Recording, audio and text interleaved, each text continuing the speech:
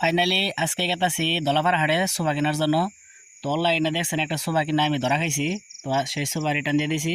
তো আজকে দলাপাড়া হাটে সোফা কেনার জন্য আসছি। তো সোফা এক সেট কিনছি। তো এই দোকান থেকে আমি আগে খাট কিনে নিয়ে গেছিলাম।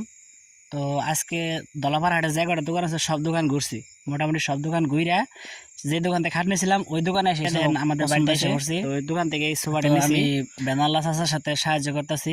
উনি একটু বয়স্ক মানুষ, তো কাঠের সোফা আসলে অনলাইনে যে সোফাগুলো আনছিলাম ওগুলার থেকে শত শত গুণে ভালো। আর অনলাইনের সোফাগুলা একসাথে দুই তিনজন বসলে মনে করেন যে নেকর বেকার করে ওটা ভাঙ্গা যেতে পারে, আবার দেখা গেল ওগুলা এক দুই বছর পরে মনে করেন যে মেরামত করারও অনুপযোগী।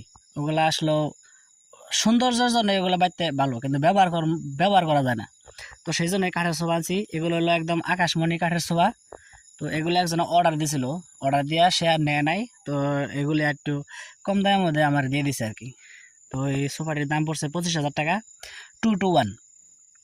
তো দেখতেছেন অনেক ওজন। তো দেখতেছেন আমরা কিন্তু ধরে নামাইতেছি। এগুলা ঘরে নামানোর পর আসলে অনেক কাজ। ঘরে একটা জিনিস আনলে পারা যে আইনে যে ঘরে রাখবো এরকম সিচুয়েশন নাই। দেখা গেলো একটা জিনিস আনলে আরো 5টা জিনিস বাইর করে ওই জায়গায় সাজান লাগে। তো ধীরে ধীরে দেখতেছেন আনতাছি ঘরের ভিতরে।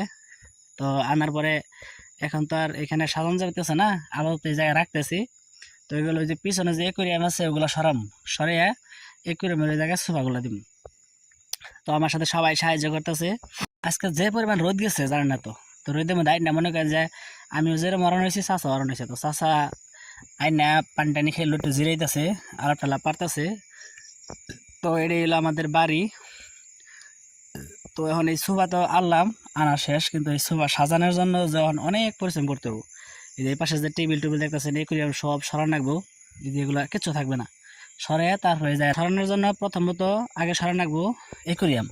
তো একুরিয়াম সারবা গেলে অবশ্যই পানি ফেলান রাখবো, পানি মাছ টাছ পাথর মতো সব করা লাগবো। তো দেখতেছেন যে এখানে সোফাগুলো রাখছি। তো একটু পরে এই যে একুরিয়াম পরিষ্কার করা শুরু করবো। আমার ছোট বোন দেন একুরিয়াম পরিষ্কার করতেছে, পানি টানি ফালাইতেছে। এই যে পাথর সব তুলো হয়ে গেছে। তো পাথরটা তো তুললে করে আমি পানি ফালাইয়া এই জায়গাতে সব সরাইছি। এই করে ভিতরে যে মাছ দিছিলাম দেখেন মাছে কি পরিমাণ বাচ্চা দিছে, এগুলোর মধ্যে অনেক বাচ্চা দিছে বুঝছেন।